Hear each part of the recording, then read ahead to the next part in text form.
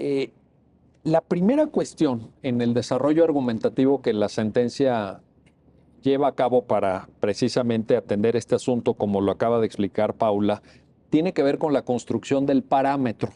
Y es importante porque, por ejemplo, hay otros derechos humanos respecto de los cuales, a lo mejor en términos de cultura jurídica, podemos saber con mayor precisión qué contenido tienen, qué alcance tienen, qué significado tienen. Claro. Pero tal vez un derecho como el derecho humano a la movilidad no necesariamente nos sitúe en esa hipótesis y por tanto si era, estimo necesario que desde la argumentación de la Corte, pues la sentencia fijara, ¿no? Lo que llamamos el parámetro. Claro.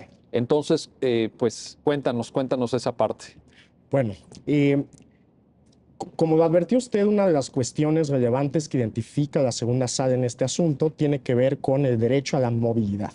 Pero no cualquier tipo de movilidad, sino una movilidad en condiciones de accesibilidad. Entonces, lo que propone la sala es hacer una lectura conjunta de, por un lado, la obligación relacionada con accesibilidad y, por otro lado, el derecho a la movilidad. Tratándose del derecho a la movilidad, lo que hace la sala en primera instancia es advertir que es un derecho, sí, de fuente convencional, evidentemente, pero que tiene una dimensión importante dentro del constitucionalismo local. Cuestión que curiosamente no está tan explorada en nuestro federalismo, pero que formó parte de las discusiones que dieron lugar a la Constitución de la Ciudad de México hace ya un par de años. Aquí mismo se han examinado otros asuntos, incluso impugnaciones a la propia Constitución de la Ciudad de México. Esa es la primera cuestión que analiza la sala en torno al derecho a la movilidad, es decir, su relación con el constitucionalismo local y posteriormente su incorporación al artículo 4º constitucional. Y a partir de ahí lo que hace la sala es desprender cuáles son los elementos principales del derecho a la movilidad, porque es un derecho que, como ya advertíamos, puede entenderse de forma muy sencilla. Se trata de la posibilidad de que las personas transiten por los distintos espacios que integran la ciudad, espacios públicos, transporte, etcétera, pero hay una serie de elementos que son relevantes para entender ese derecho a la movilidad. Temas de sustentabilidad, ¿no? La relación que tiene la cuestión ambiental dentro de las grandes ciudades, la movilidad entendida también en relación con la accesibilidad, entendiendo, insisto, las ciudades como espacios de profunda diversidad, ¿no? En los cuales es indispensable entender esas divergencias funcionales que pueden tener las personas y la necesidad de adoptar medidas para hacer que puedan acceder en igualdad de condiciones a ese tránsito por la ciudad. Entonces, esas son las cuestiones que preliminarmente analiza la sala sobre el derecho a la movilidad. Correcto. Y puede parecer un tema conceptual, Paula, pero te lo planteo en aras a la claridad, que el abordaje de temas con enfoques novedosos, me parece que esta sentencia transita en esa lógica, pues siempre es bueno analizar. ¿Podríamos decir, tal como la sentencia lo expone, que son dos derechos o es un derecho a la movilidad del cual deriva una condición de accesibilidad? Porque el tema de accesibilidad, por ejemplo, aquí mismo está citado, en las observaciones generales o comentarios generales de los comités de Naciones Unidas de vigilancia y seguimiento de tratados, personas con discapacidad pues tiene su propio comité, aparece mucho.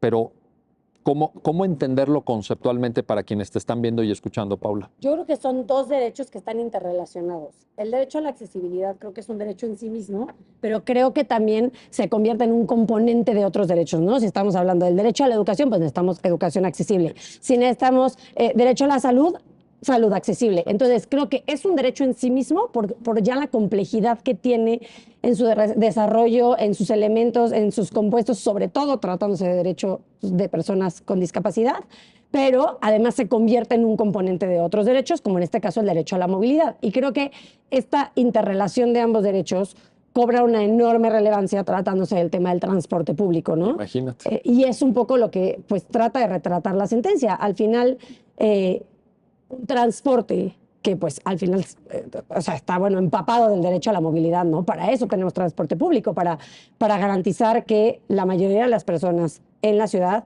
puedan llegar a los destinos a los que quieran llegar en calidad, en seguridad, en tal. Pero si no hablamos del derecho a la accesibilidad junto con ese derecho a la movilidad, pues no tiene ningún sentido, porque siempre dejaríamos fuera a un sector de la población que no puede, sin que se eliminen ciertas barreras, sin que se hagan ciertas adaptaciones, acceder en igualdad de circunstancias a ese transporte público, ¿no?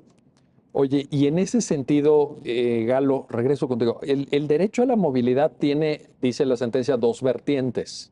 Cuéntanos, ¿cómo puede ser analizado? El derecho a la movilidad, digo, la sentencia explora distintas vertientes del derecho a la movilidad, pero las que a mí me parecen más interesantes son la dimensión individual y la dimensión colectiva. Individual, entendida como el derecho de cada persona, como ya lo comentamos, a transitar por los distintos espacios que integran una ciudad. Y desde su dimensión colectiva, la movilidad se entiende como el derecho de la colectividad. Insisto, estamos hablando de un derecho que se entiende en el contexto de una ciudad, ¿no? De tener mecanismos suficientes de movilidad, ¿no? Que cumplan con una serie de requisitos y que permitan, insisto, que a los distintos grupos afectados por la movilidad, que en realidad son todas las personas que están en la ciudad, con independencia de si usan o no el transporte público, puedan, insisto, acceder a estos sistemas en condiciones de igualdad, de seguridad vial, etc. Bueno, y además porque aquí es una dimensión de transporte, pero de transporte colectivo, Así es. que es diferente de un transporte individual en donde yo puedo, por ejemplo, tener alguna adaptación a mi vehículo particular. Exactamente. Bueno, y en fin, ya habría que ver eso, pero aquí estamos ante una dimensión absolutamente colectiva. Y en el caso del Metro de la Ciudad de México, pues el número de usuarios, vaya, Millones, no millones. solamente de la Ciudad de México, sino también personas del Estado de México, del Estado de Morelos, que diariamente transitan hacia la Ciudad de México. Bueno.